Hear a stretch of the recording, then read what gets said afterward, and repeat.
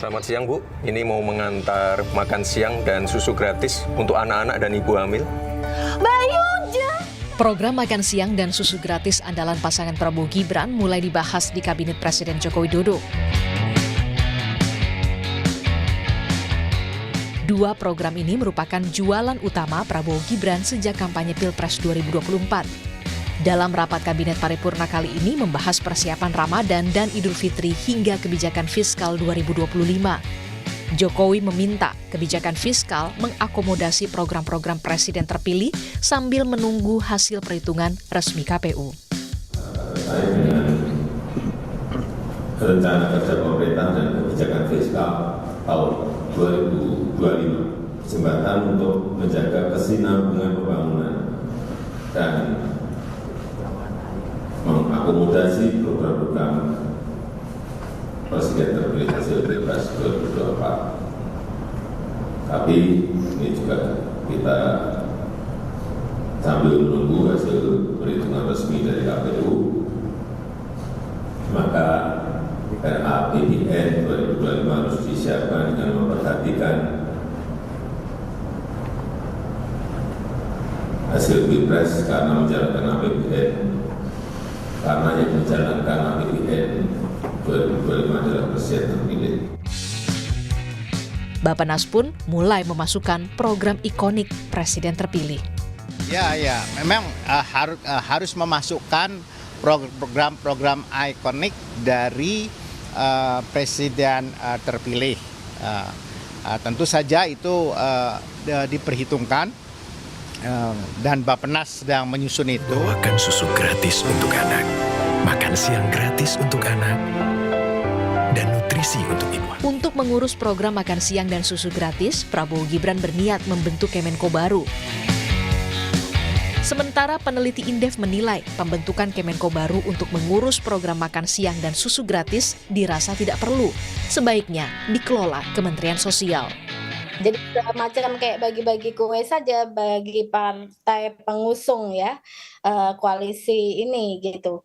Jadi kalau menurut saya ini kan sudah ada Kementerian Sosial gitu ya. Kenapa tidak diserahkan ke Kementerian Sosial gitu? Kenapa harus bentuk badan baru atau kementerian baru? Ini kan suatu pembengkakan anggaran negara yang tidak perlu. Lalu, berapa sebenarnya anggaran yang dibutuhkan untuk program ini? Jika merujuk data Kementerian Pendidikan, diperkirakan ada 47,5 juta siswa yang akan menerima makan siang gratis. Maka, anggaran yang dibutuhkan sekitar 148 hingga nyaris 400 triliun rupiah per tahunnya. Yang jadi pertanyaan selanjutnya, dari mana anggaran itu berasal? Tim kampanye Prabowo Gibran Edi Suparno bilang bakal mengevaluasi subsidi energi yang dirasa kurang tepat sasaran. Pak Prabowo dan Mas Gibran akan memangkas subsidi BBM. Subsidi energi saat ini nilainya 350 triliun rupiah. Tahun lalu 500 triliun rupiah. Dari 350 triliun rupiah, subsidi energi terbesar adalah untuk Pertalite dan untuk LPG 3 kg. Padahal 80% pengguna dan penikmat LPG 3 kg dan Pertalite adalah masyarakat mampu. Oleh karena itu kita akan evaluasi, kita akan lakukan pendataan. Nah, efisiensi yang dihasilkan itu merupakan penghematan APBN. Di tengah bayang-bayang mahalnya harga beras dan kebutuhan pokok saat ini, tentu program makan siang dan susu gratis bisa jadi oase. Tentu publik menunggu realisasi nyata program Prabowo Gibran. Tim Liputan, Kompas TV.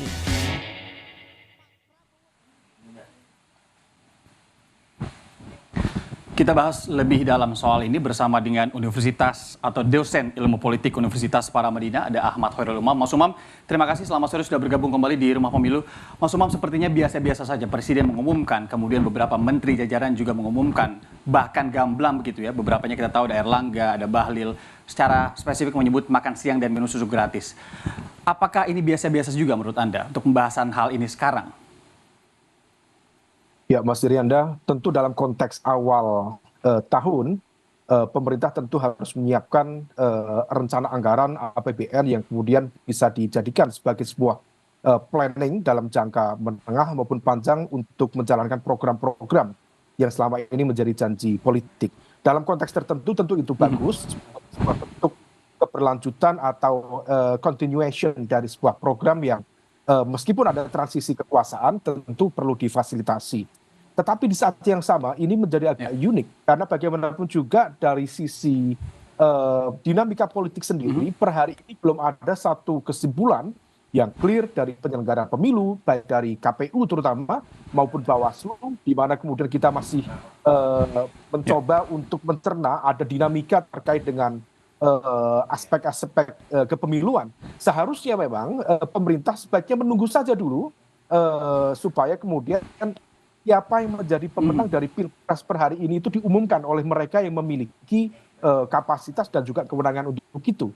Oleh karena itu kalau misal selama ini Pak Presiden selalu mengatakan ojo ke susu, jangan tergesa-gesa. Ini seharusnya statement itu juga kembali pada pemerintahan Pak Jokowi sendiri. Harusnya ojo ke susu, jangan tergesa-gesa. Tunggu betul sampai kemudian penyelenggara pemilu nanti, meskipun dari konteks hasil quick count-nya kemudian betul-betul ada gap jauh, tetapi dalam konteks etika bernegara, tentu ada hal-hal yang kemudian perlu diletakkan pada proporsinya. Ketika kemudian nanti KPU sudah mengetok, bahwa misal memang kenapa kubu 02 Anda lihat Prabowo Gibran menjadi pemenang, baru kemudian nanti bisa difasilitasi sebagai sebuah bentuk transisi pemerintahan ke depan. Kenapa Anda lihat Presiden dan juga jajaran ini sepertinya malah tidak ojo ke susu, kemudian juga apa yang Anda baca ingin disampaikan sebenarnya oleh Presiden dan juga beberapa jajaran menteri ini? Ya barangkali ini adalah sebuah ekspresi kepercayaan diri ya dalam konteks mungkin dalam takaran tertentu overconfident karena memang ada gap suara yang cukup besar antara kubu 02 dibandingkan kubu 01 dan juga kubu 03. Memang kalau misal kemudian konteksnya adalah melakukan penghitungan suara berbasis real count maupun apalagi quick count sudah jelas.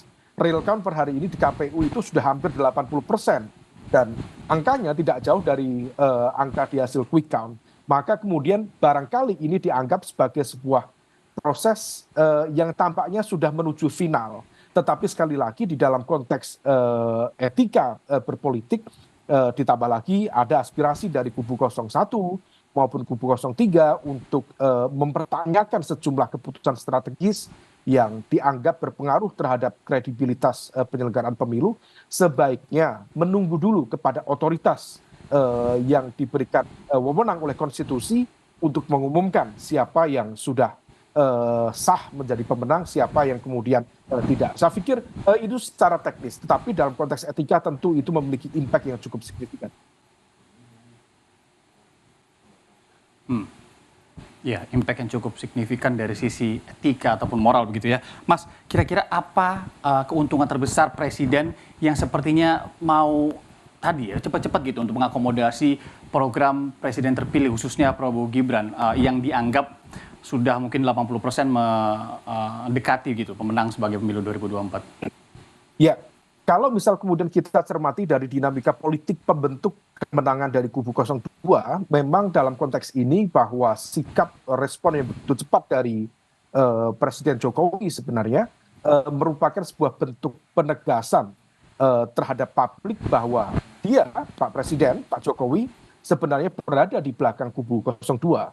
Sehingga kemudian menjadi sebuah panggilan moral maupun politik misalnya, bahwa kepemimpinan yang saat ini ada, yang kemudian akan mengalami proses transisi ke depan untuk memfasilitasi sekaligus menjembatani program-program itu.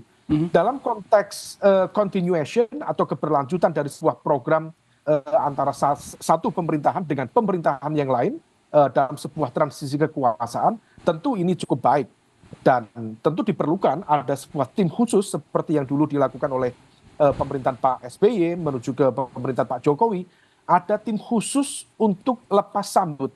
Bukan hanya lepas sambut dalam konteks seremonial, tetapi betul-betul apa yang kemudian menjadi program, prioritas pemerintahan ke depan, apa yang sudah dijalankan, apa yang belum dijalankan, dan catatan rekomendasi apa yang kemudian perlu mendapatkan prioritas perhatian dari pemerintahan ke depan yang memiliki amanah langsung dari rakyat yang legitimate. Maka dalam konteks ini, dalam konteks keberlanjutan tentu baik, tetapi ada momentum yang tampaknya kesusu atau tergesa-gesa untuk dilakukan manuver yang seolah kemudian mempertegas bahwa pemerintah saat ini berada di belakang kubu 02 itu sendiri. Bagaimana dinamika ke depan soal program makan siang dan susu gratis, Mas Umam, secara spesifik begitu ya? Melihat misalkan nanti PDI juga menjadi partai pemenang dan akan memiliki suara terbesar di parlemen. Ya, memang kalau misal kemudian kita bicara program, tentu kita harus membedah dalam konteks ranah kebijakan publik ya. Pertama yang terpenting adalah tentu menjelaskan secara clear dari mana sumber pendanaan dari upaya untuk pemenuhan janji kampanye itu di tengah kekuatan fiskal kita yang relatif tidak cukup banyak ruang untuk bermanuver. Lalu harus dipikir kalau misal memang betul itu diambil dari subsidi dalam konteks BBM, tentu harus berhati-hati karena trickle down effect dari pemenuhan atau pemangkasan subsidi itu kalau misal kemudian mengena pada segmen masyarakat miskin atau hampir miskin, itu impact-nya juga bisa kemana-mana. Maka harus dijelaskan secara clear. Yang kedua, harus juga dijelaskan kepada publik dalam konteks filter, dalam konteks memprioritaskan. Tentu 45 juta siswa itu harus clear siapa yang kemudian masuk kategori layak mendapatkan subsidi, mendapatkan perhatian dalam konteks susu maupun makan siang gratis, mana yang tidak. Karena tidak semua sekolah terdiri dari kelompok masyarakat yang terkategori miskin atau hampir miskin. Banyak sekolah-sekolah yang kategorinya elit dari kalangan mampu dan mereka dalam konteks sosial ekonomi rasa-rasanya tidak layak untuk mendapatkan profit atau benefit itu. Nah, kemudian selanjutnya mekanismenya seperti apa? Ataukah kemudian seperti ya, Mas Umam, misalnya seperti yang tadi iklannya Mas Gibran, ataukah akan didistribusikan melalui sekolah-sekolah seperti yang terjadi di Swedia, Finlandia, Norwegia, Belgia, atau Jepang dalam tradisi Kyusoku, di mana ada makan siang gratis yang disponsori oleh negara itu sendiri.